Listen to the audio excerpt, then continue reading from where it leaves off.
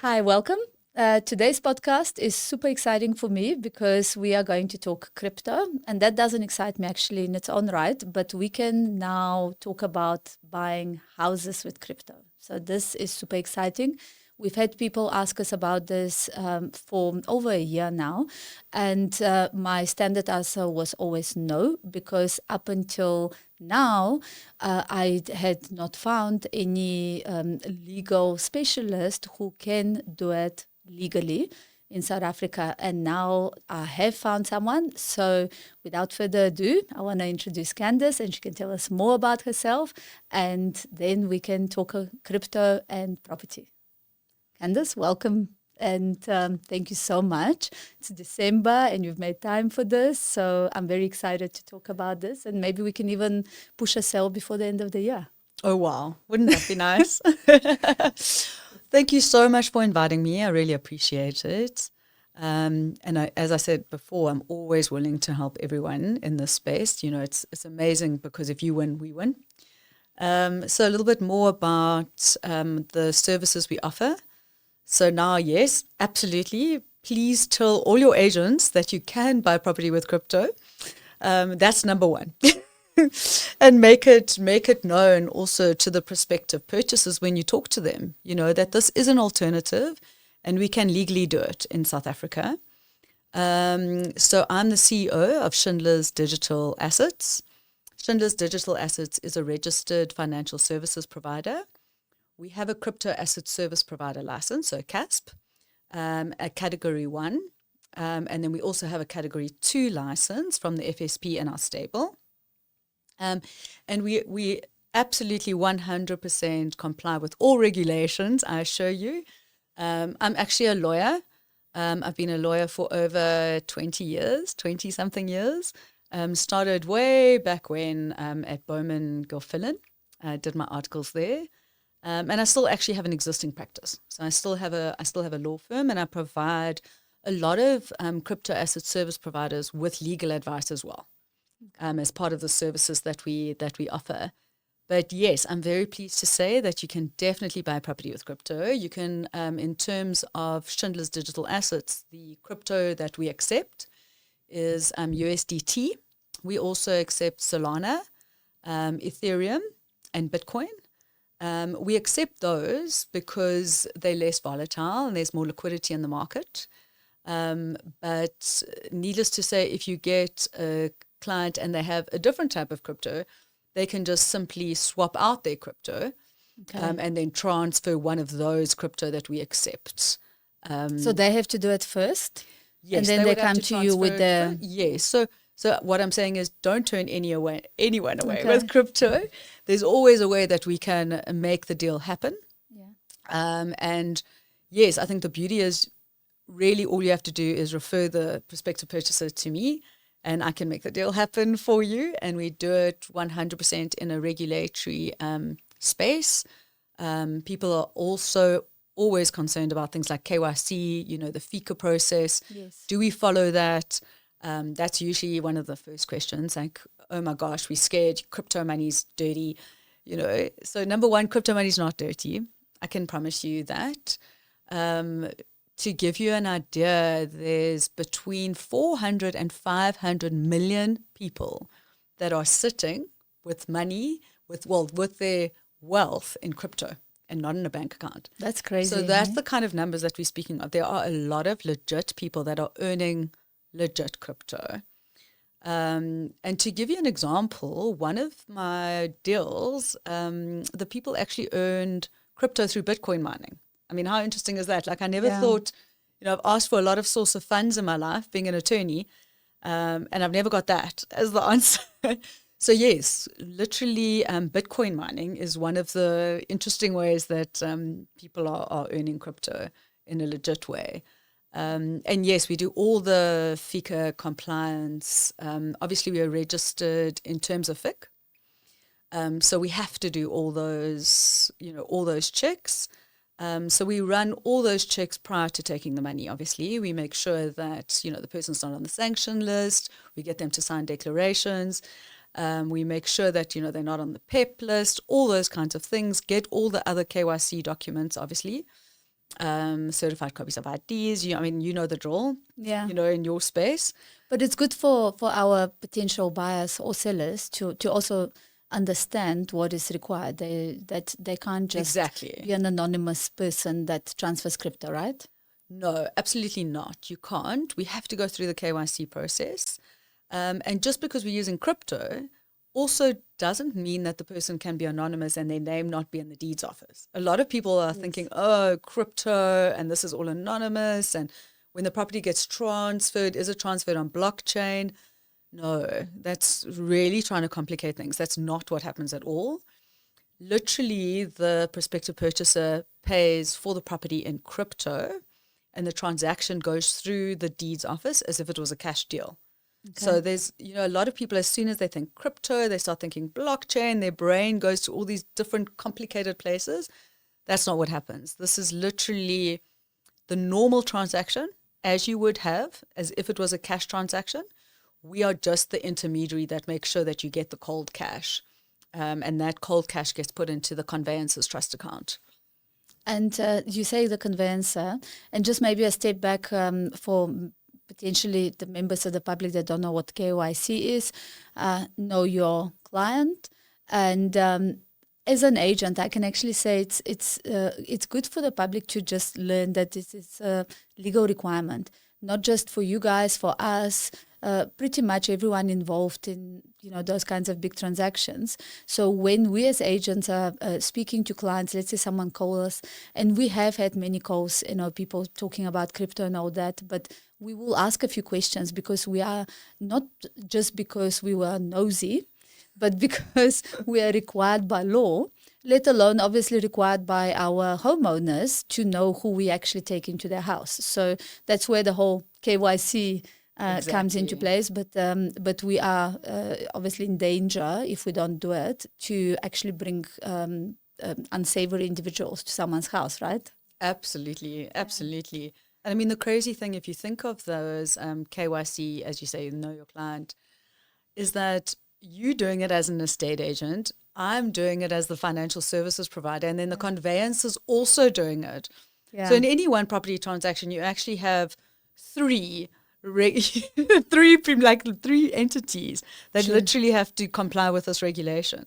Yeah. So the people are really protected at the end of the day. Yeah, that's a very good thing. And you say conveyancer, but you guys can also be conveyancers. Correct. In the transaction. We absolutely can.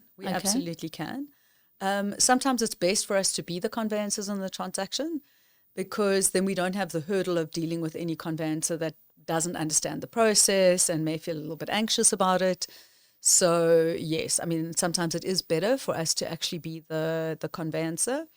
But if you have a seller that prefers another conveyancer, we're happy to work as a team with that conveyancer to give them the comfort that they need. Okay. And then how would it work? I mean, I'm now thinking of various permutations. Let's say the seller has a bond. You would then work with the bond cancellation attorneys, and you will put their mind at ease that they're not going to receive crypto to close the bond, right? They will still receive their cash. Absolutely. So what we do is we receive the crypto into our wallet, into our Schindler's digital assets wallet. Okay. And then what we do is that we literally convert that crypto to cash, and we transfer the cash directly to the conveyancer. So the conveyancer is never seeing the crypto. He's not involved in the crypto, nothing like that. He's literally getting the cold hard cash in his trust account. So he's not taking any risk on the crypto side of things at all. Okay. And yes, as I say, like we really like to work as a team, as the estate agent, the conveyancer, and us, where we're not the chosen conveyancer, because the seller is, perhaps feeling that maybe he's got a relationship with his conveyancer or whatever the case may be. We absolutely work as a team to make the deal happen as smoothly as possible. Okay. And then, what comes to mind is crypto fluctuates. So how does it work? Maybe just run me through the process from the beginning. There's this buyer, they've got sufficient funds in crypto today on this date. to purchase this property. So what happens next? So I'm in contact with that prospective purchaser, and what we do is we offer a concierge service. You know, it's usually very big sums of money. Yeah. It's not something you want to just do on an exchange. So we give that prospective purchaser, you know, huge, you know, we make them feel completely safe in the transaction. So we offer a concierge service and we make an appointment for a specific date and time. And then we lock in the price for that specific day and time. So if it's for Bitcoin, we can't lock in the price for very long because Bitcoin, I'm sure you've seen at the moment, it is so volatile. It hit that amazing all-time high around about May, June, July, doing so well, you know, sitting at like the 2 million rand mark, now sitting at the 1.5 million rand mark, which I mean is a huge difference, right? Yeah. 2 million to 1.5. It's 25% drop, big numbers. So because of the volatility in the Bitcoin market at the moment, we can't lock in a price for very long. Okay. So what we do is we literally set up a day and time, and we set up a time window within which the prospective purchaser has to transfer the Bitcoin to us. If, however, it's something like USDT, so for those of you who don't know what USDT is, USDT is a stable coin. So USDT is linked directly to the dollar. So it's matched one-on-one with the dollar. Okay. And so the great thing about that is that you don't have that huge volatility. You can set an exchange rate, if for want of a better word, on the day. And there's not going to be a lot of fluctuation that day. So you can leave that time window open for longer. And that's what we do. We literally hold our prospective purchaser's hand throughout the entire process, you know, so that they have complete comfort. And we first do a small transfer, just a test transfer of a small amount of crypto. And then we confirm that we have that crypto, and then we arrange for the balance. So that's generally how our process works. So when you say a window, so let's say I'm the purchaser and we agree on the 15th of December. What is our window for Bitcoin? So in other words, you know, what is a small window? Because I mean, for me, this could be a week, but I'm assuming we're not talking that long. When I say small, no. So I mean, it's depending on the volatility at the time of Bitcoin. You know, it was much more stable earlier on in the year, very volatile at the moment. So that volatility we can only lock in for, let's say, 2-3 hours on that day, literally. Oh, wow. But then when you transfer Bitcoin, because it's wallet to wallet, you're not spending ages waiting for that Bitcoin. Okay. So when you transfer crypto from one wallet to another wallet, for those of you who don't know about wallets, so a wallet can be, so you can either hold your crypto on a centralized exchange, you know, so that's called a SEX. So you hold it on a centralized exchange. Alternatively, if you're worried about it being on the exchange because you're worried that something may happen to the exchange, what you can do is you can take it off the exchange and hold it on what's called a wallet. Okay. So a lot of people actually don't hold their crypto on a centralized exchange, but rather on their own private wallet. So when I speak of transferring from one wallet to another, that's what I'm speaking of.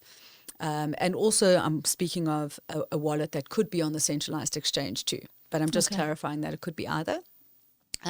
So they transfer their money to our wallet. If it's, for instance, USDT, interestingly, it's instantaneous. So as the client will tell me that, or he'll WhatsApp me, you know, or we'll be sitting in a consultation together, and I can literally watch the transfer, and I can see it go from his wallet to my wallet, and it's instantaneous. That's how quick crypto is transferred. I mean, what a change compared to you talking banks, you know, where, you know, it takes, I mean, you've seen how long it takes from one bank to another.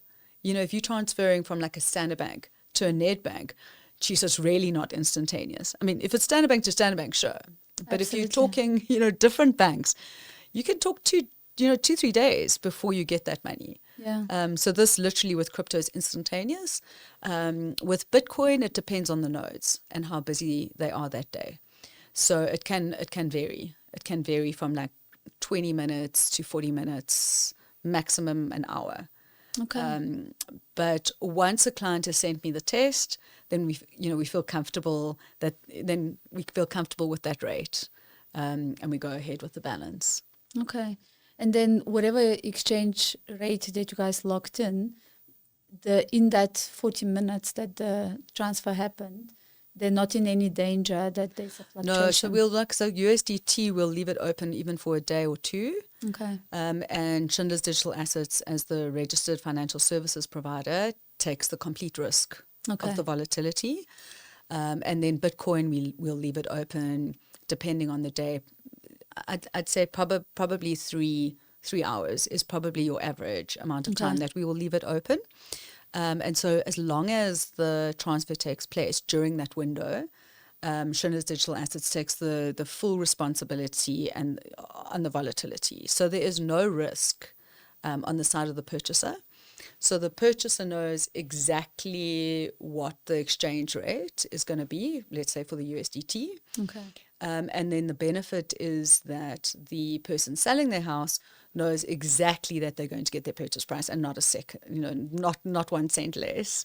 Yeah, because that was going to be my next question is the seller naturally will say, well, I'm not interested in crypto. I want cash. So exactly. For them, it's actually, from what I'm hearing, it's completely irrelevant in what currency the purchaser is transacting initially, because ultimately the seller will receive the South African rands, correct? Will receive rands. Exactly. So, I mean, even when you fill out your offers to purchase, it's a cash transaction. It literally is when you're filling it out, it's a cash transaction. And because of the fact that it's literally instantaneous, we don't need a huge amount of time, within which to pay at all. It can be a very short period of time. I always say that the delay is not actually the transfer of the crypto at all. The delay is usually what we were speaking of earlier, the KYC. Okay. All those know your client documents. I'm finding that the delay is the prospective purchaser getting us the documents, because obviously it's just a mission for them. You know. So that's a bit of a delay, but the transfer of the crypto, I mean, it's instantaneous. Or 40 minutes, so there's absolutely no delay there. Also, maybe something else to note is that a lot of the purchasers, they don't only transfer the purchase price, because they'd rather add on the transfer duty, transfer fees. So we always ask the conveyancer, if it's not us, for those amounts, because the client is holding his wealth in crypto. And so he wants to pay the full amount plus transfer duty, transfer fees in crypto. Okay, so I mean, in my mind, this is pretty much the same as people who have investments and they put an offer and they say, well, my money is not available this very second. I just need to give notice to my investment. So, except, usually that would be a 30-day situation. In your case, it's instantaneous. And where it becomes very exciting is that this would shorten the time for a foreigner to bring money into the country as well, because generally, depending what country they transacting from, we can see 3 to 4 weeks, and depending on the amount. So tell me how it works. Is there any difference if the purchaser is a local South African citizen or if they're a foreigner? How does it differ, if anything? So it doesn't differ. Okay. It really doesn't differ. But it's more beneficial, obviously, to go the crypto route when you have a foreigner, because foreigners usually need to get exchange control approval, and like you were saying, that leads to delays. When foreigners use crypto, they don't need exchange control approval to bring that crypto in. The reason being is that crypto is not actually seen or regarded as a currency. Oh. So what does it fall under? It is something quite strange, because you think to yourself, well, it is really a currency. You are buying assets with it. But the Reserve Bank currently doesn't recognize it as a currency. Okay. And there was recently a Standard Bank case in that regard too. I do, however, know that the Reserve Bank is working on these regulations. And I think pretty soon probably will be recognizing it as a currency is what, what I've been seeing. And to be honest, I always welcome regulation. So if Reserve Bank is going to declare crypto a currency, I think it's all the better for me, because I'm that crypto asset service provider, that financial services provider. And maybe I'll be the new authorized dealer for crypto. Like you'd have an authorized dealer I being like see. your Standard Bank, Okay. getting Reserve Bank approval. Maybe the crypto asset services providers will be the authorized dealers for Right. crypto.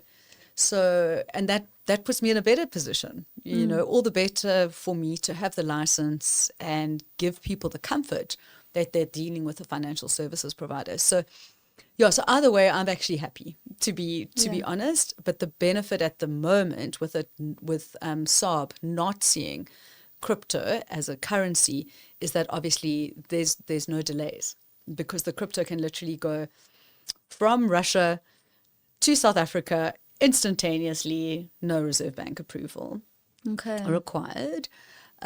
Something to note, though, however, is so money coming into South Africa and crypto coming into South Africa. So crypto coming into South Africa, we don't need approval. The problem, however, with the Reserve Bank now is when we sell the house in the future, okay, we have a problem now, because SARB says, but I didn't see this money come in. How is this money going out? And they've got a balance of payments problem. It's a BOP problem, your balance of payments. But at Schindler's Digital Assets, we do have solutions around that. So if you have a client that says, I really want to buy this property with crypto, but I need to be sure that in the future I can actually export or remit that money with no problems, with the Reserve Bank not trying to block the funds or whatever the case may be. We have got, we've got proper products that we can assist clients with, where they can do it in a legal, regulated fashion, so that we can make sure that they can actually remit those funds in the future. So I would imagine crypto again would be one of the options, right? Or yes, absolutely. So I'm saying what we can do is actually that there's a concern about people who are wanting to actually remit the rands, for instance, I see. outside. Okay. And we do have structured financing models that are 100% legit, that we can do that with clients. So if you have a client that comes to you saying that this is something that they may want to do in the future, we set up the structure straight away when they actually purchase the property. Okay. Well, that is actually, that's fantastic. It's not something I thought of, but quite right. I mean, people will have that question. Yes, but interestingly, I'm finding that people aren't wanting to remit the funds, because I offer them both options. I say to them, we can just use the normal processes, and you can buy the property with crypto, and I'll arrange for the transfer, and you'll be recorded in the deeds office, and everything will run through smoothly. But the chances are Reserve Bank's going to block those funds in the future. But they don't seem to mind, because I do always give my clients both options and say, this is the structure you can set up to legitimately make sure that you can remit the funds in the future, or you don't need to set up a structure if you don't intend to. And I've been very interested to see how few have wanted to remit the funds in the future, because I thought it would have been a huge stumbling block and that everyone would have wanted that opportunity. Yeah. And interestingly, it hasn't been the case. But maybe my next one will be completely different. You never know. Maybe it's just the mixed bag I've been getting. But it's an interesting point you make. But if I think about it, I'm imagining it's mostly high-end properties that attract crypto buyers. Yes. And I, again, would imagine those buyers realize that this is a long-term investment. It's not high-end properties you don't buy and turn, over a space of a year or 2 years. So maybe in their minds, they're not intending to remit the funds out. They intend to keep the property, legacy properties, long-term investments, so possibly that. And Absolutely. also if it's coming from certain countries what I've seen with a lot of our foreign buyers, depending what country they're coming from, they don't want their money back into that country. You know, they actually want to keep it in South Africa. Absolutely. I mean, like, Yes. think of like a Zimbabwean. Like they definitely don't want the money to go back to. They're trying to keep their money safe in our country, which is great for us. But Exactly. yeah. So very interesting actually. But what about if the seller wants to be paid in crypto instead of cash? What happens then? So we can definitely assist. What would happen though is that we would convert the crypto to rands. That has to be done because the transaction has to go through the deeds office.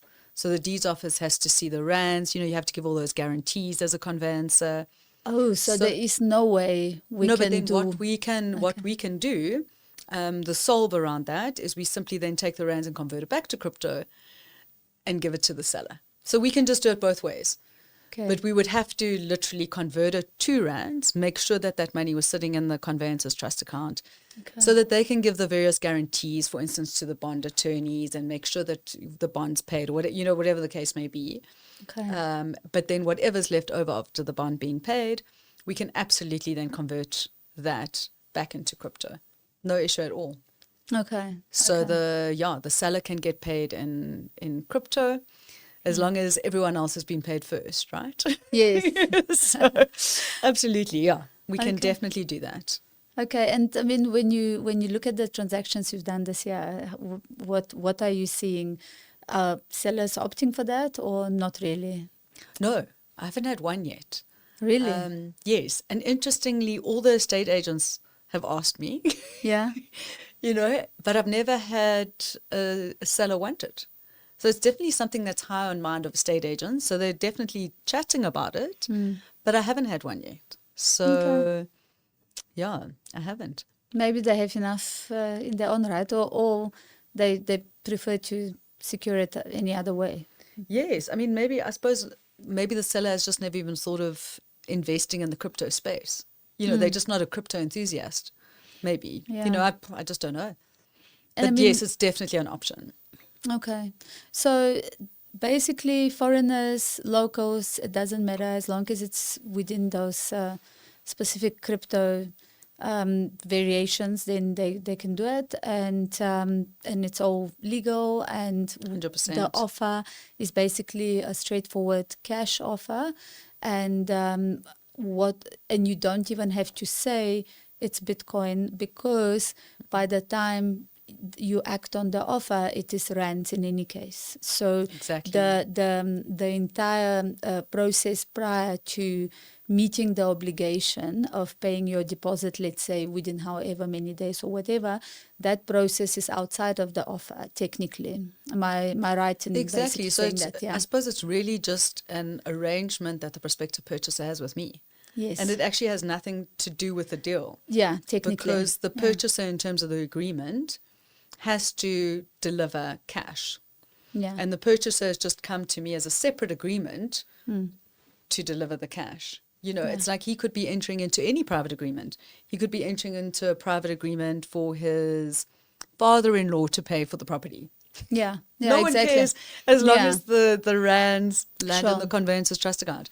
So it's not dissimilar to that. It's just a private arrangement that the prospective purchaser has as a means of securing the cash. Yeah. It's as simple as that. Okay, which is great. So more or less, what are we talking timelines? Because to give an example, whenever I get a cash buyer and they say, I've got the cash ready, usually to secure the deal and to put the seller's mind at ease, I say, okay, fine. So payment of deposit 3 days. Is this feasible for if I am aware that they're going to be going the crypto route? It is feasible insofar as the crypto part of the transaction. My concern is the client going to give us the KYC documents? Okay. Within that before period of time. receiving those, you cannot accept their crypto. So I can't accept crypto without me doing that compliance check. So I have to do all the know your client checks, and I have to have run that through my system. Yeah. Before I can take the money, because I'm regulated in terms of FIC. So, I just can't, sorry, that's the Financial Intelligence Centres Act in terms of FICA. I'm a FIC Act agent. So I can't take the funds. So for me, the delay is never going to be the crypto. As I said, it can either be instantaneous, maybe 20, 40 minutes at max. So there's no delay there. And I'd be interested to know from you, in your personal experience, how long are people taking in that instance to give the KYC docs? Because that's I'm finding the bottleneck in my experience this year on the transactions that I've done. Yeah. Clients aren't so quick to give those Know Your Client documents. Yes. So look, I mean, it varies again. You do get these people that their life is busier on all other levels and their priorities are just different. But what I found is usually and I mean, we can chat about that now as well, but usually the real buyers are quite quick because they're always intended for that transaction to happen. And by the time that they've put the offer down, they are prepared, they're excited about the property, so they usually provide what is required fast enough. But again, it would depend on what is the structure of the purchaser. Would that be a company? Would that be a trust? If there's a trust, how many trustees, and so on. It can get quite complicated in that sense. But let's say it's a private individual. We get the documents very fast from the ones whose intention was clear and honest to purchase a property. What we do get, though, in the high-end property space is a lot of people who never intended to purchase anything. They intended to defraud the system one way or another or to money launder, whatever. Those guys will try and push to put an offer without those documents. And that's where I find it becomes very difficult. No, this is outstanding, that's outstanding. And we say, well, then we're holding on to this offer. We're not even presenting it because there is no offer until we have all the documents. And then they disappear because they realize we're not soft target and they'll go and target someone else. So in my experience, if it becomes too difficult, it was not going to be happening in any case. Barring trust setups, because that can be super complicated. Absolutely, yeah. Absolutely. So I agree with you 100% on the private individual side. Yeah. If it's a private individual and they're literally buying it because this is their dream home and they've fallen in love with it, absolutely. You get those documents very quickly. Where I'm having more of a problem is often in the case of companies that are buying it for business interests. So they're not as motivated as that private individual that's fallen in love with this dream home. Yes. It could be, business reasons, whatever the case may be. And then often, as you're speaking about the trust structure, a lot of these companies, their shareholders are trusts. And for members of the public that aren't fully acquainted with FICA and your requirements in terms of the Financial Intelligence Centres Act, you'll very well know that you have to find out who the beneficial owner is. And you can run it through us maybe just for a few minutes, because I think, yes, people become very intimidated. And sometimes what I also found is you hear the pushback, but no one's ever asked me before. And unfortunately, we can't obviously answer for people that are not following the law. Exactly. But what we can say is that what we ask for is 100% legally required. So maybe if you can just, we're not expecting an exhaustive list, but yes, what would you ask? I think the biggest difficulty, just to explain to everyone as members of the public, is you have to track it down, let's call it, to the bums on the seat. For want of better words. So actually very good. You have to trace it all the way down, like who is the beneficial owner, and the person who's the beneficial owner is the bum on the seat, right? So what you have to look at is, with a company, if the shareholders are trusts, then you need to look at the trust deed. You need to look at, who are actually the beneficial owners of this trust? Who are the trustees? Who are the, even with the company, who are the people that have voting rights? What is the shareholder percentages? What is the shares, what does the members register look like? Have you got a copy of the share certificates? Quite an extensive process to go through when it comes to companies and trusts, and following that line of beneficial ownership to work out who's the bum on the seat. And so that's where I've been having problems, is that to get those documents in place can take a while. And a lot of clients don't even understand. Like you can ask them for an organogram of what does their company structure look like, because some are quite complex. And it's quite hard to get that out of a client. So that's why I would be a little bit scared to say 3 days. Okay. And unless you've already got the documents. So if you've Okay. already got all your know your client documents in place, 100%, 3 days is easy. But if you don't have those documents in place yet, I'd be reluctant to be stuck to that short time frame. So what would you make your time frame? I would definitely make it at least 7 days. Okay, but 7 days is not bad. No. That's actually completely reasonable. But that I would imagine is getting the crypto. But surely then we add another couple of days for the bank transaction, depending which bank we're paying from. Yeah. So but I can always give usually your offer to purchase would say, or a guarantee, and I can give a guarantee as a financial services provider. Okay. So as the money hits my bank account as a financial services provider, I can give an irrevocable guarantee. Oh, I okay. absolutely Then can. it's I can fine. say that Yeah. the rands are sitting in my account, and as a registered financial services provider, with number 53789, I give my irrevocable undertaking to Okay. pay you as the conveyancer. So we can take that kind of time period out of the equation. If it's acceptable and in your offer to purchase. If it's not in your offer to purchase, then it is good for us to allow those 1 or 2 days, depending on the intra-bank transfers. A very good point. Okay. And then for those people that think, okay, this is very exciting, I can hide from SARS, tell us what is the implication? So when you buy a property with crypto, it does trigger a tax event. So whether that's income tax or whether that's capital gains tax, obviously depends on the circumstances, but it does trigger a tax event. So that prospective purchaser who's selling crypto, it does have an obligation to advise SARS. They do have an obligation to report on it. So this is not a way of No hiding from SARS. No, Okay. this is not a way of people being able to put the put the little hat on. No, it has to be disclosed to SARS. Okay. And on the same token, obviously you did mention earlier on the FIC and, checking against the various lists, international lists and all that. So that's also then, I'm assuming, no way for, I don't know, the people that are supposed to be banned from certain transactions, blacklisted and so on.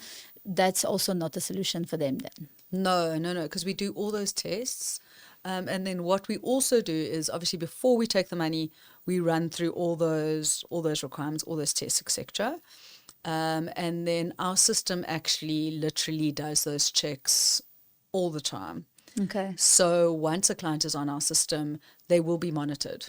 They will be monitored, whether they become on sanction list, etc. And then we have an obligation to tell the FIC if they do now appear on those sanction tests. So it definitely is not a way to hide, because literally once you are on, once you are one of our customers, you are then on our database and we are then checking you. So you can't now be on the sanction list. We'll have to notify, FIC. Yeah. Okay. Yeah. All right. But I mean, overall exciting. So what was the lowest amount that property purchase, in terms of, I'm interested, what kind of people what's will the buy it? lowest? Was it how many millions? Yeah, so I've had, the lowest has been 6 million. Okay. Out of interest, what's also been fantastic for me and my business is you can buy any asset with crypto. So not just property. Okay. But we've chosen property as our entrance to the market for obvious reasons. It's the highest valued asset and there's plenty of them. But I've had the great experience of actually one of my first clients who bought a property from me, then decided that he was going to demolish the house, decided that to demolish the house, he needed to get builders in, he needed contractors, he then got an architect and he's building a new house. And all those transactions are being done through me, as well as he bought a Stunning. car. So it's been fantastic because I've got happy clients that are coming to me for return business, many clients that have done that. And usually I'm actually finding that after the property is usually the car. So it's, okay, I'm moving to South Africa, I need a property and I need a car. So yeah, the lucky thing is I've often got those two in the bag straight away, which has been quite nice. Yeah. But yes, you can use my services for any assets. Yeah, so my smallest property was 6. Yeah. Okay. And the highest property? The highest property, fingers crossed, the offer to purchase has been signed. The prospective purchaser has completed all the Know Your Client documents and they've signed my mandate. So fingers crossed, it's 50 million, and we should be doing the transfer today. So, but I mean, I'm sure you've had the situation a few times where even if everything's lined up, things can go wrong. So, I mean, touch wood, it won't go wrong. But then 50 million will be my highest. Stunning. Yeah. Today, yes, and yeah, all the things are in place. And it's in respect of a business, so they've actually got business interests in purchasing the property. So I am hopeful, but can't count the chickens here until the crypto's in my wallet. So, but I'm hopeful. And I mean, isn't it interesting? You said first they buy the property and then the car, because in my experience, people start with the car and then go. We do so many checks, especially, I mean, Stain City, yes, their requirement is to do a credit and crime check prior to approving a potential purchaser or tenant. Okay. And so we see a lot of credit checks where the person maybe, not really the greatest credit history, but the cars are there. They don't own properties, but the cars are there. So that's quite amusing. Okay. But yeah, often we see that. But I mean, if you can buy with crypto, then obviously your yachts are coming and your jets. I hope so. I haven't done a yacht or a jet yet, but I'd love to. We don't have too many islands around South Africa, but people can only dream. Yeah, damn it, I would love to do the yachts. That sounds like nice high value items that I'd love to do. Yeah, because I mean we often get approached by these international agencies that say we can collaborate and look at our portfolio and you literally can click on for a private jet and you can click here for islands. So I'm like, okay, that's something that I'll be excited to do one day. Private island. Even if it's very small. Island. Yes, I'd love that. That would be amazing. Yeah, and I mean, we expecting Formula One these days. So if that brings a lot of interested people from overseas, because I'm seeing a lot of interest of late of foreign nationals wanting to have like a seasonal home in South Africa, which usually... I saw it mostly people from South Africa having a seasonal home somewhere else, let's say on a Greek island, and you go there over the coldest winter months here, being from May to September. You stay on a nice sunny island, and then the rest of the time, now we're seeing the opposite. I'm seeing a lot of American nationals wanting to buy property here and spend the South African summer months, which would be the North America winter months in South Africa. So that's exciting because, they can buy with crypto. Yes, very exciting. My parents actually live in Fancourt. Okay. And they call them the Swallows. Those nice, lucky, rich people that get to spend the beautiful summer months in South Africa and then go to their homes. Yeah. When South Africa's winter. Interestingly, when you talk about the cars and Formula One, Zimbali Lakes, I don't know if you've seen their new development. I've seen adverts. They even approached us, just to keep it in mind, to refer people there. So I mean that's quite crazy when you talk about cars. I don't know the one development that they've actually released. One of the things that they offer, which I mean I think is quite crazy. I mean maybe you just have to live in the world of the rich and famous, but lovely for people that can afford it, is they literally have a very fancy parking lot where everything's air conditioned, and they look after your car for you. And then when you come to your seasonal home, they literally make sure that your car is clean, has petrol, has been stored in the right perfect place so that it's well air conditioned when you get into it.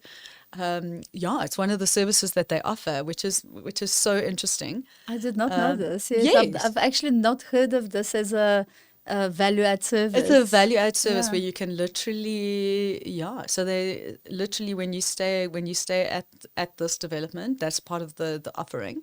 Okay. And interestingly, you can actually buy a property from Zimbabwe Lakes on my website. Directly with crypto. So we use the Now Payments Gateway. So it's crazy. You can literally come onto schindlersx.io, which is our exchange, and you can purchase a property at Zimbabwe Lakes with crypto through a Now Payments Gateway. So is it like add to cart? It's literally Black Friday. I'm telling you, it's like add to cart. Isn't that crazy? I mean, it's super crazy. And the Now Payments Gateway is super simple. I mean, we're talking like, like how you would use your credit card. Yeah. Instead of using your credit card, you link it with your crypto wallet, and it's instantaneous. It's crazy. It's really crazy how far we've actually managed to move, and it's sad that people aren't actually making use of the technology, because it's as simple as buying with a credit card. So, I mean, I really think this is the way of the future. It really is. So that's actually an offering right now on schindlersx.io. You can buy a property at Zimbabwe, and your car can be looked after by Zimbabwe air conditioned in an air conditioned space, and you can literally get into your car and know that it's going to be perfectly cleaned, perfectly maintained. But then you can't return your purchase though. Hey, no refunds. You can't say if you buy something, on Black Friday, you can still return it, but you can't buy a house and return it, right? So it's still once it's gone through the deeds office, it is what it is, I think that's also something to explain. Hey, is that everything is still registered in the deeds office. I know I spoke about it right in the beginning. But people may also be thinking now, but I'm buying it on a website and I'm just adding to cart. Yes, you're just adding to cart, but it's still going to go through the normal process. And I mean, the biggest joke is on my website, you will literally see add to cart, and there's a cart in the corner. Oh, really? So it's literally, and I'm telling you, it's as easy as that. It's as easy as you push add to cart and then you do the payment gateway. Okay. It's crazy. Yeah, no, it is. And I mean, definitely, I'm quite certain that things are going this way. A family friend has spoken about blockchain for a very long time also in terms of, contracts and possibly, which I've seen now in the property space also, group, it's almost like timeshare purchasing of property, investment into multiple properties, you via the blockchain, you own portions of, so if you cannot afford to start investing in a full-blown house of your own, you could buy a part of it without actually forming a company per se. So I'm not sure if you guys are involved in any of those kinds of setups. Yeah, absolutely we are. So it's tokenization of properties. Okay. And we had a great successful raise this year. It was really fantastic. It was a property in Belito, right, called Seaton. So we tokenized a property. We did it with a flip model. Like you were speaking earlier, when you hold on to the bigger properties, that's more of a legacy. This was a smaller property, which was a flip model. So you purchase it, and then you, with the full intention of actually flipping it, selling it super soon. Okay. And it was actually Bricks. So Bricks was the property owner, and we tokenized Seaton for them on our exchange. And members of the public could buy in with as little as 100 Rand. Oh, wow. Which is fantastic, because that opportunity is not available. It's just simply not available. And one of the benefits of of literally tokenization is democratizing investment. So now you can have thousands of people owning a piece of a property that they could never have. Yeah. It's really quite amazing. Yeah. So we did it in respect of Seaton. We had a successful raise and all the investors were paid 35% returns. Oh, really? And yes, and they were paid in less than a year. In less than a year. So it was a successful raise, and the investors did really well. You know, those token holders were smiling. 35% returns in less than a year is pretty good. It's massive. And, you know, if we look at the Boston Consulting Group, Yes. the BCG report, they anticipate that by the year 2030, 10% of our GDP will be tokenized. So it's interesting. So you're getting the leaders of the world, Which like is massive. BCG, saying that. So I 100% do believe that tokenization as well is going to be the future. To just briefly explain what that is just walk us through this, because I think maybe it's it's a little bit interesting. complicated. Yes. Yeah. So what we do is we tokenize the property.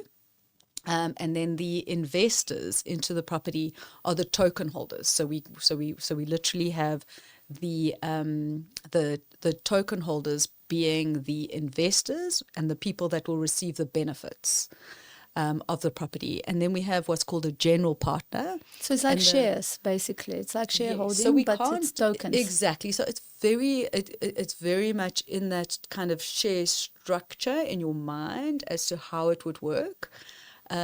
You can't, however, tokenize a company because it's a security, and security falls within the definition of the Financial Markets Act. So what you would have to do is, if we had to tokenize a company, and we would be tokenizing shares in the company, we would fall foul of the Financial Markets Act, which would mean that we would have to literally register as a stock exchange. Like a stock exchange. Okay. So you can't do that.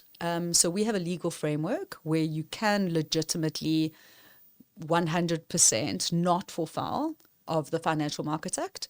Okay. And we tokenize in accordance with that structure. And part of that structure is we actually have a general partner that is a financial services provider that makes sure everything happens absolutely smoothly. So that's how we set up tokenized structures. You mentioned blockchain. Yes, correct. It's all done on the blockchain via smart contracts. Okay. But this happens behind the scenes, and no member of the public would even know it's happening. When the member of the public goes on to purchase a token in Seaton, the last successful raise, he's simply just going add to cart. You know, add to cart, and then he gets this little picture in his wallet that shows that he owns a piece of token, a token that represents that ownership. You know, in simple. So what did you do in that? Was it a block of flats? Was it a single? It was a single property. It was a single property. Okay. And we flipped it for a profit. So you decide. So how did you? So walk me through the process. So you did, I'm assuming, some form of market valuation. So this is the project owner. So Schindler's X is our licensed exchange, which is owned by Schindler's Digital Assets, and operated by Schindler's Digital Assets, the registered financial services provider. So we provide the portal on the exchange. Okay. We then have property owners or project owners, you know, depending on the kind of project, that then formulate all of that stuff. So you come to me as a project owner and you say, I want to tokenize this project. Okay. It could be a private equity project, or it could be a property. It could be anything, really. Yeah. Because you can tokenize everything. I'm sure you've seen. You can tokenize art. You can literally tokenize anything that's in front of us. Or non-art that people say it's art, but it actually isn't. Oh my gosh. Yes, exactly. That non-art that they say is art. I'm sure you remember that whole, I'm sure that's what you're thinking of, like that CryptoPunk stage, right? Yes. When they were selling CryptoPunks for like $15 million, right? Interestingly, that was during COVID, when it hit the peak, when they were managing to sell when they were managing to sell Nonsense. those CryptoPunks at $15 million. It was crazy. I mean, wasn't it crazy? A digital representation of an ape Yeah. for $15 million. Exactly. But interestingly, I was involved during COVID in COBRA, which was COVID Business Rescue Association. Okay. It was a pro bono association, which was set up also with IQ Business Group, Okay. Adam Craker of IQ Business Group.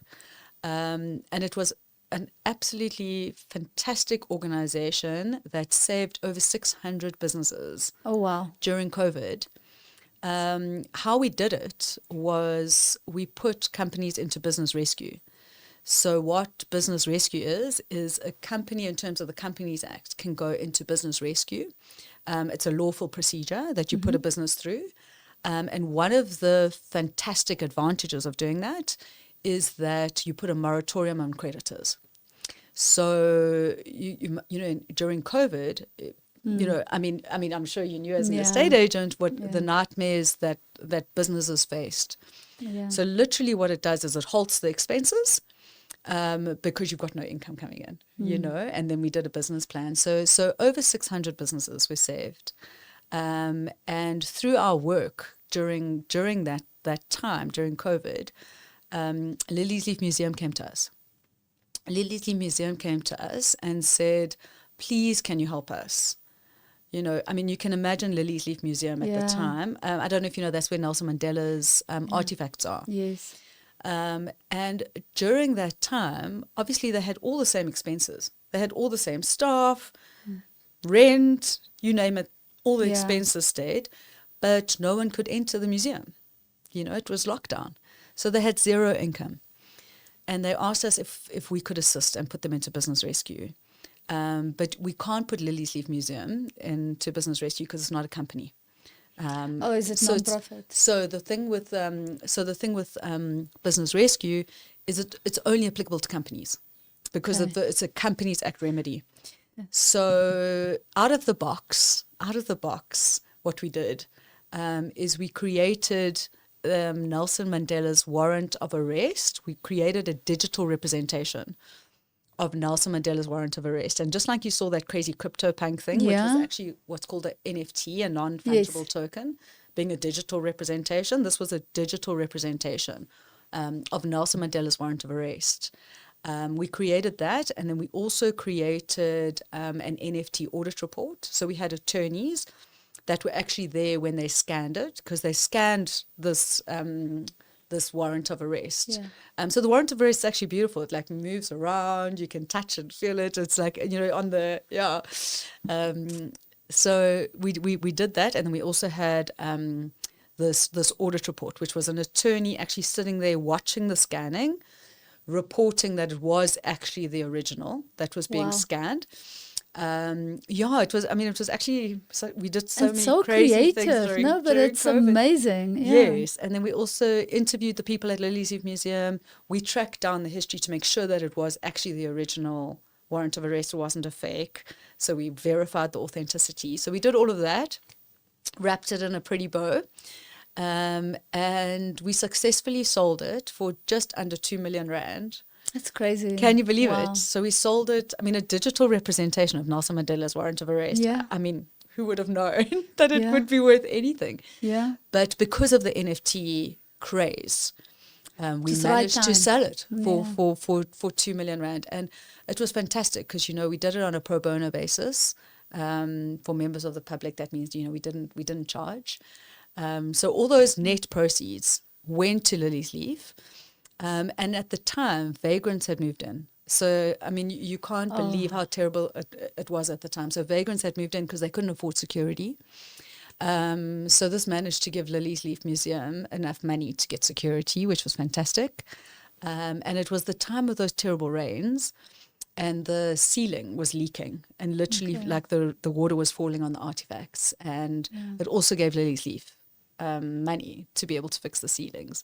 So that was a beautiful story about how a silly craze like that actually worked for clients in this instance, and literally saved them at least that little bit during that COVID 2 million rand. No, for that's that. stunning. Yeah. Yeah, so that's actually one of the ways that I got into this space.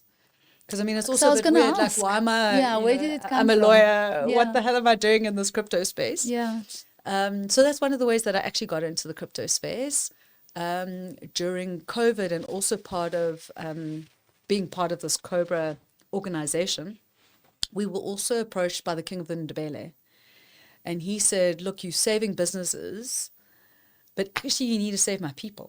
You need to save people here. You need to save everyone, not just businesses." Yeah. And so he said, "Okay, we will," and we created a gifting token. So we created, which is it is a crypto. It's an ERC20 normal crypto. So we created a gifting token called the Kauri for the King of the Ndebele. We also did that on a pro bono basis. And that's literally how I really got very deeply steeped into this and started to really understand it, So it was so interesting. I mean, I now understand also decentralized finance. I understand liquidity pools. I've built them. I've built the liquidity pools myself. I've put my own money into the liquidity pools. Oh, yeah. What is It's liquidity been pools? so what happens is in the crypto space, you either have a centralized exchange, which is your SEX, or a decentralized exchange, which is called a DEX. And when you're playing in the decentralized exchange space, what you do is you set up a liquidity pool. So you would match, for instance, a stable coin like a USDT with a Kauri, which is this Kauri gifting token. And the price is determined by the liquidity pool as you buy, as you sell, supply and demand inside the liquidity pool. In accordance with the formula. So it's so interesting because, obviously you've got different things that drive in the central exchange space, and then you've got different things that drive value in the decentralized exchange space. Okay. So yes, it was setting up the liquidity pool, which literally that's how people swap. So you literally can swap tokens in liquidity pools, and that's how trading happens in a DeFi space. Okay. So yeah, it was exciting. We set up all these things. I learned so much. And also when it came to the CETN and the tokenization, I deployed the smart contract myself. I literally, I don't just work hand in hand with my tech team. I literally do you the understand stuff. Exactly what you're doing. Yes, I've got such a passion for it. Yeah. And I'm the one that literally does that. I'm literally the one that airdrops, the tokens into people's wallets because I like to do it because, I'm a little bit nervous of getting tech teams to do it. I like to know everything from the top of the organization right down to the bottom. So I understand all the mechanics. I've done all those mechanics myself. And I think at the end of the day, when you are looking after other people's money, relying on just a tech team to do it because they've got the know-how, I think as a financial services provider, I'm actually the key individual. I want to make sure that it's being done properly. So I've been doing it myself. Okay. So, just to carry on with that project, because we got sidetracked a bit, but it was super sorry, interesting. in DeFi. Let's hone back in. So let's say you tokenize it in, 1,000 tokens for argument's sake. So then what do? You advertise, you give a window where people can purchase. How does it work? So with the CETN, they did a marketing campaign mainly on socials. And we just had it available to purchase. And what was the campaign? What did it say? How did you attract? How do we attract buyers? So you attract people with money. That's it. So tokenization doesn't make a project sellable. A project makes a project sellable. So the CETN property is a beautiful property that promised good returns. Okay. That's why people bought into it. Okay. The benefit of tokenization was that you could buy in at 100 Rand. That was the benefit of tokenization. Because otherwise you could never have bought in at 100 Rand. You could put a toe in the door, yeah. That was the benefit. And the other benefit, obviously, of tokenization is you can literally be at home 12 o'clock at night, doom scrolling, come across this and buy it at 12 o'clock at night. You don't need to speak to a person. There's no intermediary. Yeah. Gone are those days. There's no brokers. you're not viewing the property, you know. So it's a different space you're playing in, and I think you're also appealing to so many people that you wouldn't have appealed to. You know, that person that only has 100 rand, that person that may be sitting, because you can also buy it with crypto. That person that's sitting with crypto, and doesn't want to invest in a meme token, wants to invest in a real world asset. You're appealing to that person. So that's where it's differentiated. Yeah. Okay. So then, how did it work? Did you have to sell all within a certain time frame for this to happen? Yes. So we had a target raise set for a target period. And if we hadn't have made the raise within that period, then we would have literally just refunded the money. Okay. So it was literally, you put the money into escrow, so it was safe in escrow, and only if the target raise was met would you get the benefits and the tokens. Otherwise, we would have just refunded the token value. So you weren't going to lose. And can you collect more money than you intended to, or do you stop the moment you reach target? Okay. Yeah. So we stopped the moment that we reached target. Okay. And then, calculated the beautiful 35% returns, and everyone got that into their wallets. But then how did it work with, does the property then get registered in someone else's name, or how, how does so the transfer work? we set up a structure for the project owner there, where you have this structure that I spoke of, where you have a general partner, and then the limited partners are the token holders. Right. But I mean, can this work for someone wants to sell a property, and for whatever reason, because the idea this friend of mine was giving me was, if you have a high-end property that could potentially rent very well, but the seller is, for whatever reason, not interested to rent, they want to sell it right now. Can this property be tokenized, sold to people who are interested in this being actually an investment rental property? Absolutely. Set up everything, all your basically legalities, documentation on the blockchain, and then potentially that whole setup also runs the management. Exactly, absolutely. And where we're finding a huge appetite for that is Cape Town, because the Airbnb market is crazy in Cape Town. Yeah, it's crazy. I mean, the guys are doing so well. So huge appetite in Cape Town, and a lot of people wanting to do that because the returns are fantastic.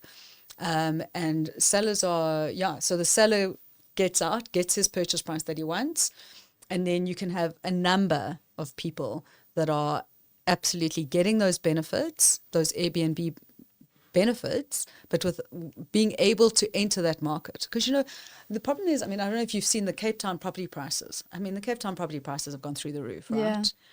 There's not a lot of people that can afford a Cape Town property now. It's just skyrocketed to that space where it's just untouchable now. And so the only way that your normal kind of middle range earning person can have any kind of benefits of a beautiful Cape Town property, we're talking like the top end properties, is through a tokenization. Yeah. That's the only way that they can get in. Otherwise, there's this barrier to entry. Yeah. Because people are just not sitting with the millions that you need. Yeah. So tokenization offers something beautiful in that space. Really something beautiful, where you don't have to have a lot of money to buy in, and you can get the rewards. And often what I think about is we constantly get approached by people who realize that investing in properties is obviously very good and stable investment. You're not unlikely to lose it. The property is insured anyway if a meteorite fell on it. So hopefully, but or hopefully not fell. But it's bricks and mortar. It's not something that exactly. But what I'm seeing a lot is people are not always very clear on the financials around. Let's say they imagine in a romantic world that they can take a bond And, in the old days, your rent would cover the bond, would cover the levy, would cover the rates and taxes, which unfortunately doesn't work. Very, very few properties are completely, all the costs are covered by your rent. In actual fact, it's more of a long-term investment, and, the benefits are to people who can at least pay quite a large portion of it in cash. But for that person that wants to put that toe in the door of the property investment and can't, that doesn't have the saved funds, for them, it's better actually to buy portions, tokens, where, it's whatever they can afford, 10,000 Rand, whatever the case may be, and start small versus trying to take a bond, which will then, financially make them liable, for a long time, and they have that monthly stress, which I see a lot with, some of our first-time investors, should I say, where they now, I didn't realize the levy will be so high. Absolutely. I didn't realize rates and taxes goes up, quite a lot of late, or I can't find a tenant for 3 months, and now what? So how would, let's say, a purchaser find those kinds of opportunities? Do they just go on Facebook and look for that, or So we will be presenting quite a few new opportunities on Schindler's X in that regard. And another thing, I mean, all your points are so valid, that literally, specifically for first-time buyers, it's just such a beautiful way also to get an entrance into the market and to start understanding property, And then another thing is to diversify. So instead of them putting all their eggs in one basket, maybe in a property in Joburg, they could diversify and buy property in a number of places, own a little bit of many houses, so as to diversify, and that's less risky. So it also opens up that opportunity for people. Yeah. And then sellers, if let's say someone wants to consider that as an opportunity, would they then be able to approach you guys? Absolutely. And then you show them the structure. What are the costs? What are the upfront costs for a seller to go through this process? It's very much dependent on the project. It's very much dependent on the project, because sometimes we have to do quite a lot of due diligence. I've just got my hands burned quite a few times. Oh, really? Because we don't take on a project without going through due diligence. Because we want people who come onto Schindler's X to know that everything's been vetted. We're not going to put something on that's like a fraud or a nonsense or whatever. Yeah. So the costs do differ. And they also differ because of the value of the property. We always have to be mindful. You can't charge the person the same thing if it's a R1 million property and if it's a 10 million Rand property, So we're very fluid in that regard, and we meet with client and try and come up with solutions. We used to have like a one size fits all, but it just doesn't work. It doesn't fit. It doesn't fit. Exactly. The one size does not fit. Yeah. Exactly. So it's very much like a case by case basis. Because remember, we tokenize anything really. Right. So yeah, very much a case by case basis. Because obviously also there's the cost, like you said, social media advertising. So those costs we put on the project owner. So we're saying to the project owner, we're not going to go out there and market your product. We are an exchange, right?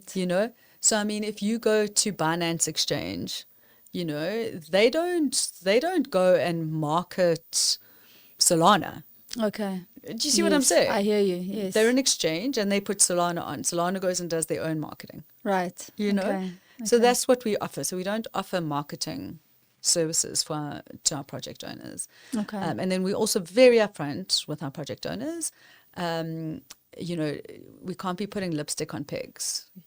They are still a pig, right? So if it's not a nice property, it's not going to sell.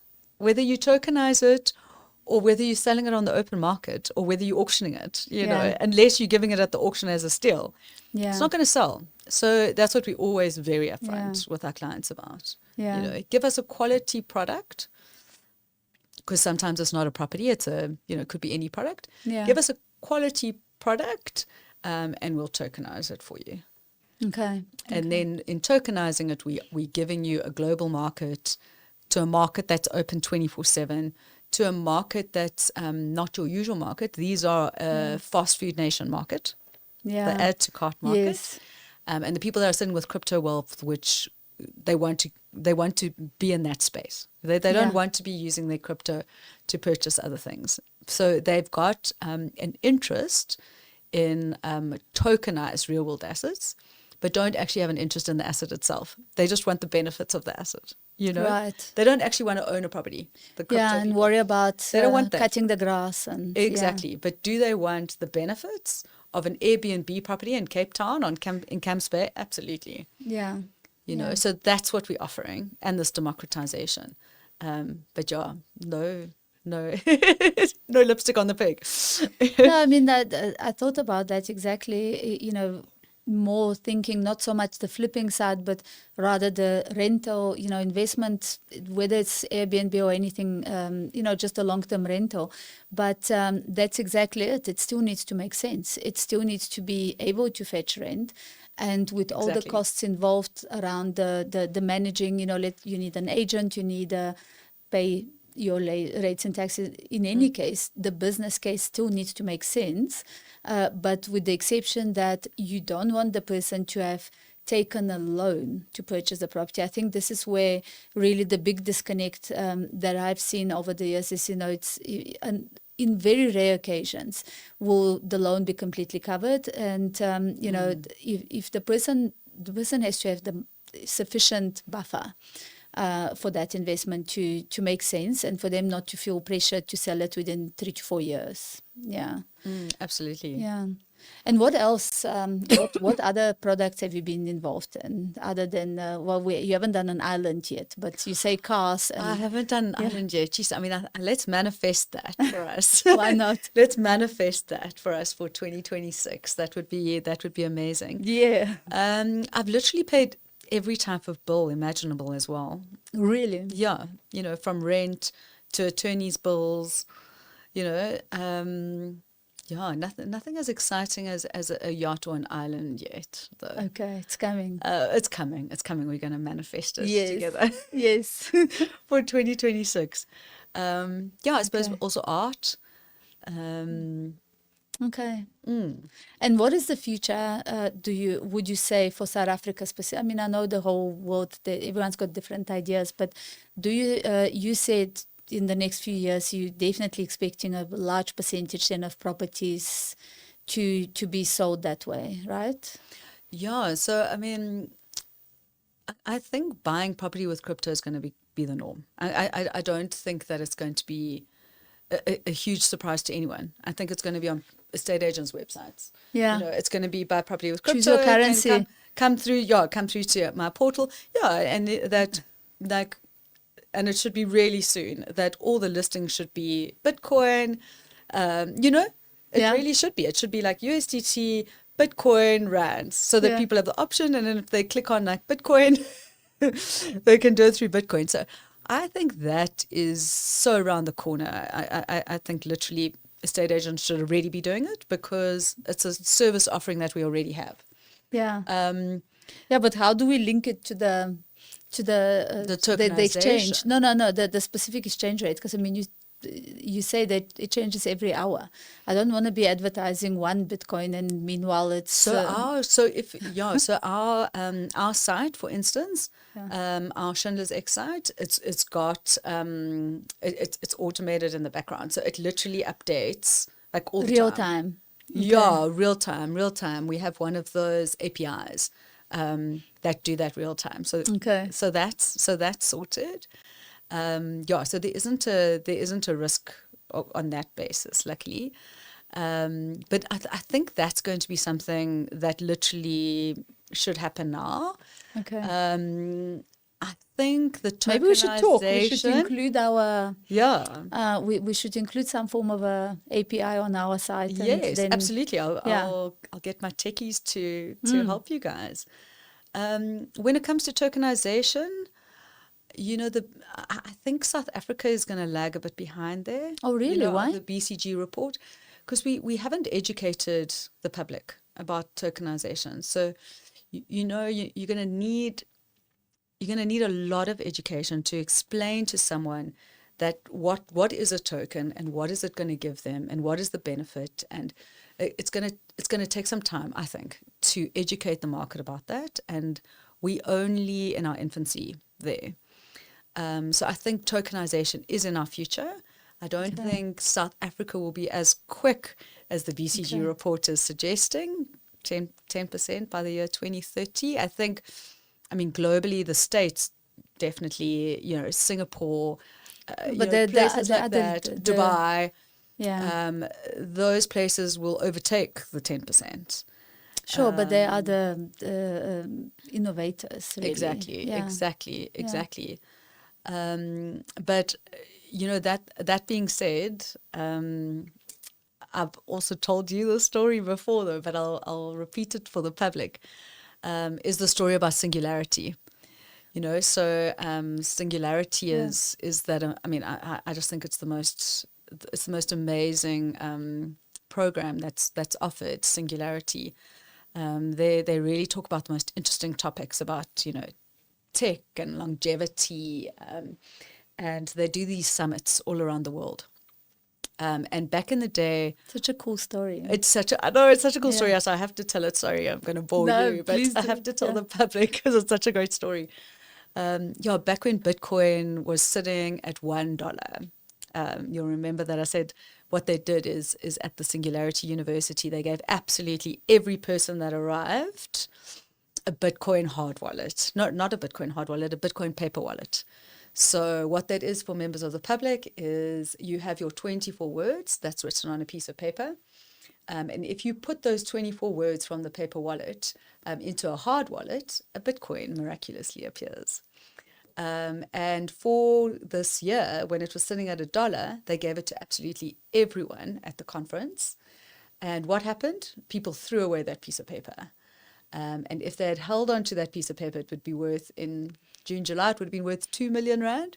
And now it would still be worth 1.5 million rand. So, so I think, the moral of that story is really like people didn't believe in this Bitcoin thing. They thought it was something so foreign and so novel. And they just never thought it would become mainstream. And now Bitcoin is mainstream. I mean, you can pay for your groceries with Bitcoin. That's pretty mainstream, right? Yeah. I mean, if there was anything was mainstream, it's buying groceries. So you can buy your groceries with that Bitcoin. And back when it was sitting at $1, people thought it would be worth $0. Yeah. And I think the moral of the story there is just that, before you know it, something that's so extraordinary and so foreign becomes the norm. Yeah. And I think that literally buying any asset with crypto is going to be the norm. It's not even going to be interesting enough to have a podcast about. It's going to be something that everyone knows about. 100%, yes. And I mean, you see ATMs and, exactly. There's one in Sandton City. Yes. Yeah. Exactly. So, and you are right. I mean, it does take a bit of wrapping your mind around it because it kind of doesn't feel real.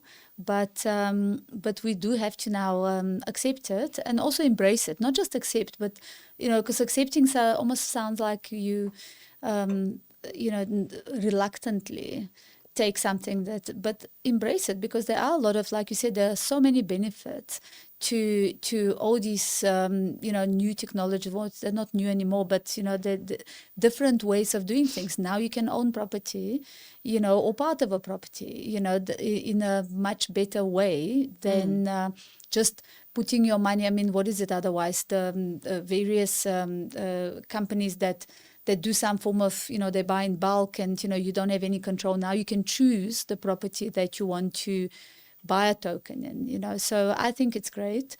I think it's great that people who have accumulated wealth in crypto can now easily purchase property without having to go through quite a cumbersome process. Or quite frankly, we used to not even take them seriously because, we used to think, okay, this is yet another scammer just coming and trying to move into someone's property, because you do get those, sure. Pretend buyers that... Absolutely. I mean, I've had a personal experience this year with a cash buyer. And I mean, I was over the moon. I got such a good price for my property in Zabula. And I was jumping up and down. I was so excited. And I thought, oh, it's a cash offer. Geez, this is amazing. I'm not even going to have to wait for my money. And the guy just didn't pay. You know, and I mean, I haven't managed to figure out why these guys are messing us around, because it's so frustrating. Yeah. It's so frustrating. So I think it happens a lot, specifically in that kind of cash buyer space, maybe also in the crypto buyer space, that those more high-end properties. I mean, I haven't quite figured it out, because with this guy, it wasn't money laundering. He had already given all his FICA stuff. He didn't fail the FICA. So I haven't quite worked out why these people are frustrating us so much with these deals. But I hear you. There are a lot of those people out there. So anecdotally, that are just messing us around. I'm not saying all of there's a lot of money laundering involved. There's also a lot of just wanting all the personal information of the sellers and all that, maybe for some future fraud. But it's not, I guess. So I've got two interesting ones. They're not funny for the people on the receiving end, but they are funny in general. The one is when a guy is just trying to impress a girlfriend to show that he's got more money. Men have to flex. That's irritating. But it's one and one of the top estates. So they take girlfriend. They take the girlfriend. They say, I'm buying this for you. How many do you want? In fact, one of my colleagues from another agency, one of the top estates, said they would literally, because they have the developer agent, so they will literally walk in and say, my darling, which one, how many houses do you want? Okay, let me just sign. And then they sign 5 offers and they disappear. And they got what they wanted from the girlfriend. Okay, so I never knew this was the new way of dating. Funny, not funny, but that's 100%. It's done many times, and it's happened to me as well. The guy even went as far as bringing in interior decorators, and he was actually quite a few years ago, but he was actually in the process of being kicked out of the house by the partner because of, obviously not being straightforward guy. Yes. And he went through this whole exercise to actually convince her that he's serious and he wants to be back, but it didn't happen. So that happened to me. It was a 22 million rand property that he pretend bought and never bought, but took the photos with the offer sign and all that. Oh my God. And the interior decorator. Yes. And then the other one, because you mentioned manifesting earlier, I actually asked someone, because on our database we have so many, and I was like, okay, but you call me every 2 to 3 months. It's been about 4 years I've got you on my database. You still haven't bought, but you call me on every single house. And he said, he didn't use the word manifest, but he said, but if you put your intention, you aim very high. So, oh gosh. So that no. Yeah, and so there's we call them the finger crossers.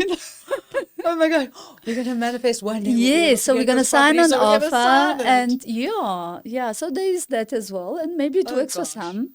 Hasn't worked for me. I still have to work for my money. But there you go. Oh no, that's irritating. I think I also can't manifest crypto in my wallet. I have to do something about it. Exactly. Yeah. So exactly. Oh no, that's freaking irritating, hey? Yes. But so thank you so much. I don't know if you have anything else you want to share with us. Do we start buying right now? Right now? What do we do? Yes. Right now. I think they need to contact you for that beautiful property. That property that they're wanting to put an offer in, they need to know, number one, you can buy property with crypto. Yes. Tell everyone, yes, buy property with crypto. Tell the public. And with me, because I want to see how it works. Exactly. And get in contact with everyone at that club.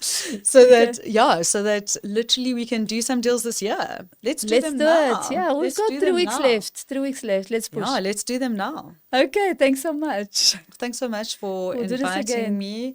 I'll absolutely do it again. Next time we'll discuss the deal we've just done. Yes. Yes, absolutely. Cool. It was lovely coming. Thank you so much. Okay, it's a pleasure. Thanks.